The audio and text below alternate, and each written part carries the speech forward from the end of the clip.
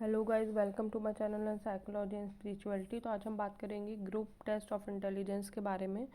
इसका एक्सप्लोरर है R.K. टंडन जी। इसकी प्रॉब्लम अगर हम सबसे पहले लिखेंगे, समस्या क्या है, ठीक है। To measure the intelligence of the testee using the mental evolution of the group test, ठीक है। अगर हम फाइंड आउट कर रहे हैं किसी का इंटेलिजेंस मेजर कर रहे हैं किसके माध्यम से, ग्रुप टेस्ट ऑफ इंटेलिजेंस के माध्यम से। फिर लिखेंगे इसका स्कोप ऑफ मेजरमेंट क्या होता है, तो ये है evolution of the mental abilities of the group test. ये बच्चों के लिए है तो 10 से 16 साल तक की इसमें एज लेंगे। 20 मिनट इसका टाइम रहता है वर्बल के लिए, 20 मिनट इसका नॉन वर्बल के लिए टाइम रहता है। टोटल 91 क्वेश्चंस रहते हैं, जिसको बारे में भी हम देखेंगे। रिलायबिलिटी इसकी 0.93% होती है, वैलिडिटी 36%। ये किस टाइप का टेस्ट है, तो ये एक मेंटल एबिलिटी टेस्ट करने के लिए परफॉर्म किया जाता है। इसमें सब्जेक्ट की यानी कि भी किसी की भी पर्सन की, आपके क्लाइंट की क्या चेक किया जाता है, स्किल डेवलपमेंट चेक किया जाता है, प्रॉब्लम सॉल्विंग स्किल टेस्ट की जाती है, डिसीजन मेकिंग स्किल टेस्ट की जाती है। अब हम इसके बात करेंगे प्रोसीजर की। तो जब इस टेस्ट को हम डिसाइड कर लेते हैं कि हमको इसको कंडक्ट करना है, तो कुछ प्रोटेक्शंस वगैरह दिए जाते हैं, ठीक है। उसके हिसाब से हम इसको परफॉर्म करते हैं। तो सबसे पहले क्या करना है, इसका जो फॉलोइंग प्रिकॉशंस हमको लेना है। सबसे पहले तो choosing the right type of test, ठीक है। Every individual mental conditions and testing requirement different, ठीक है। इसलिए हम क्या करते हैं, हर किसी की जो मेंटल कंडीशंस होती है और टेस्टिंग रिक्वायरमेंट होती है वो अलग अलग होती है। इसलिए जब हम टेस्ट को सिलेक्ट करते हैं तो हमको ये पक्का से पता होना चाहिए कि जिस लेवल का सामने वाले का मेंटल लेवल है या जिस लिए हम टेस्ट को परफॉर्म कर रहे हैं वो सही है कि नहीं है। Before applying the test to any person, take into the consideration his or her education and mental condition. हो सकता है कि सामने वाला इंसान का एजुकेशन जो है वो भले ही 18 साल का है, 19 साल का है, लेकिन वो 5वीं पास तक हो, है ना। तो आपको ये सब पहले से ही पता होना चाहिए, इसके लिए प्री इंफॉर्मेशन आपके पास में होनी चाहिए। दूसरा है क्लैरिफाई द टेस्ट कंडीशन। आपको सामने वाले को पूरी टेस्ट कंडीशन अच्छी तरह से क्लैरिफाई करनी है, ताकि सामने वाला अच्छी तरीके से समझ जाए कि आखिर वो टेस्ट है क्या और कम समय में उसके आंसर्स दे पाए।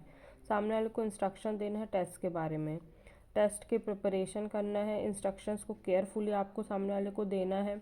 टाइम को आपको ट्रैक करना है हर बार, जैसे 20 मिनट है तो आपको टाइम ट्रैक करना ज़रूरी है। ऐसा नहीं कि आप लगा के भूल गए 1 घंटे के लिए। आपको क्वेश्चन समझाने हैं, जब वो आंसर दे रहा है तो अगर उसको कुछ समझ में नहीं आ रहा है, सामने वाले को पेपर पेंसिल का उपयोग करना है, आपको बताना है और फोकस रह के करना है। आपको टेस्ट मटेरियल में मैनुअल लगेगा, टेस्ट पेपर है ना जिसको मैनुअल भी बोलते हैं, पेन पेंसिल जिसका भी उपयोग करते हैं, टेस्ट सेट और स्टॉप वॉच लगेगी। Measurement of mental ability test. तो इसका जो पर्पस होता है टेस्ट का, वो इंटेलिजेंट टेस्ट का पर्पस होता है एक्यूरेटली एवल्यूट करना पर्सन्स की मेंटल एबिलिटी को, ठीक है। It is observe how logical a person is, how his memory and how he use his material, ठीक है। तो सामने वाले की मेंटल एबिलिटी को टेस्ट करने के लिए हमने ये बनाया हुआ है। तो हम जो मेजरमेंट ऑफ मेंटल एबिलिटी है उसी बारे में हम इसमें लिखेंगे। अगर आप हिंदी मीडियम से हो तो आप हिंदी में लिख सकते हो। अभी हम ये भी देखेंगे कि टेस्ट कैसे परफॉर्म होता है, तो भी हम इसकी प्रोसीजर पढ़ लेते हैं। सबसे पहले हम ये फाइंड करेंगे कि पर्पस ऑफ द टेस्ट क्या है, ठीक है। That is for the clinical assessment और फॉर अ जॉब सिलेक्शन, क्योंकि दोनों में ही ये IQ का, इंटेलिजेंस का टेस्ट होता है। क्लिनिकल असेसमेंट के लिए है कि जॉब सिलेक्शन के लिए है, ये किसका काम है, जो टेस्ट को परफॉर्म कर रहा है। जब हमने पहले ये जान लिया कि ये क्लिनिकल के लिए है या जॉब सिलेक्शन के लिए, उसके बाद क्या करेंगे, हम जॉब रिलेटेड पूरा मटेरियल को कलेक्ट करेंगे। उसके बाद हम एक्सप्लेन करेंगे केयरफुली टेस्टी को इंस्ट्रक्शंस। उसके बाद हम एक्सप्लेन करने के बाद में क्या करेंगे, एक्चुअल टेस्ट स्टार्ट करेंगे। सबसे पहले हम उसको रेडी सिग्नल देंगे ताकि टेस्टी जो है वो प्रिपेयर हो जाए टेस्ट देने के लिए। उसके बाद हम उसको क्वेश्चन सेट देंगे, ठीक है, टेस्टी को, और हम स्टॉप वॉच स्टार्ट करेंगे। उसके बाद हम कंप्लीट रिस्पॉन्स शीट, जो सामने वाले ने कंप्लीट कर दिया होगा रिस्पॉन्स शीट, हम उसको ले लेंगे। उसके बाद में हम एनालिसिस करेंगे। तो एनालिसिस कैसे करेंगे, जो भी उसने सही आंसर्स दिए हैं उसके लिए पॉइंट्स देंगे, और जो भी उसने रॉन्ग आंसर्स दिए हैं उसके लिए उसको पॉइंट्स देंगे। उसके बाद हम एनालिसिस का भी मैं आपको पूरा मैनुअल में बताऊंगी कि कैसे करते हैं। उसके बाद में डिस्कशंस आता है, और उसके बाद कंक्लूजन और इंक्वायरी। तो डिस्कशन में इंटरप्रिटेशन आता है कि जो भी आपने वैल्यूड किया है, मान लो उसका कुछ तो भी मेमोरी का इंटेलिजेंस IQ का निकला, तो वो कितना करेक्ट है कितना नहीं है, उसके बेसिस पे आपको क्या सामने वाले को इंस्ट्रक्शन देने चाहिए, उसको क्या सजेशंस देने चाहिए, आगे की क्या प्रोसीजर फॉलो करना चाहिए, ये सारी चीज़ें आती हैं।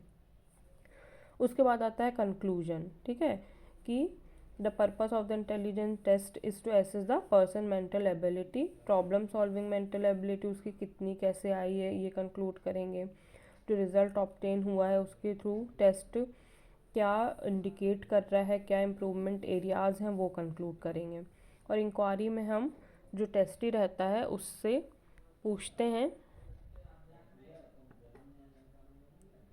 कि उसको टेस्ट कैसा लगा, और जो भी उसको टेस्ट उसने एंजॉय किया नहीं किया, इस तरीके से, ठीक है।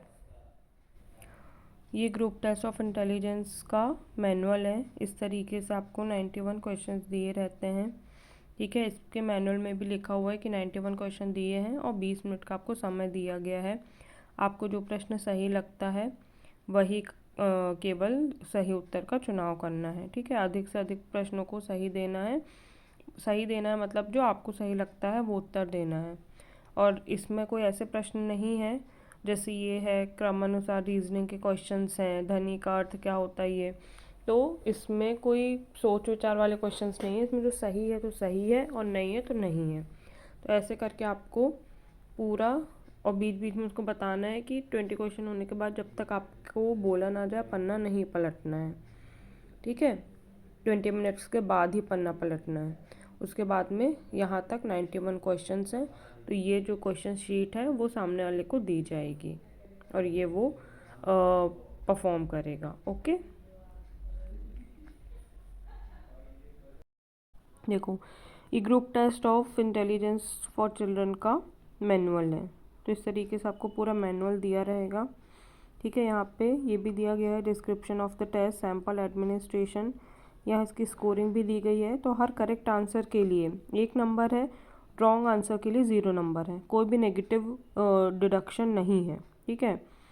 तो आप जो फाइनल स्कोर निकालोगे उसकी यहाँ पे टेबल से आपको निकालना है परसेंटाइल। मान लो आपका जो बच्चा है वो 10 साल का है, ठीक है। 10 साल का बच्चा है, जो फर्स्ट लाइन ही आपको दिख रही है, ठीक है। उसके 59 स्कोर आया तो उसका परसेंटाइल आएगा 99, ओके। उसके बाद में वो नीचे दिया गया है स्टैंडर्ड स्कोर एज वाइज। तो 10 साल के बच्चे का रॉ स्कोर अगर आपका आ गया है 88 या 99, ठीक है, तो उसका रॉ स्कोर आ गया है 90 आया है तो 6 आएगा 10 साल के बच्चे का, फर्स्ट रो की मैं बात कर रही हूँ। इसी तरीके से पूरी टेबल दी गई है जिसमें से आपको नंबर निकालना है, स्टैंडर्ड स्कोर, ठीक है। रॉ स्कोर के बेसिस में आपको स्टैंडर्ड स्कोर निकालना है ग्रेड वाइज।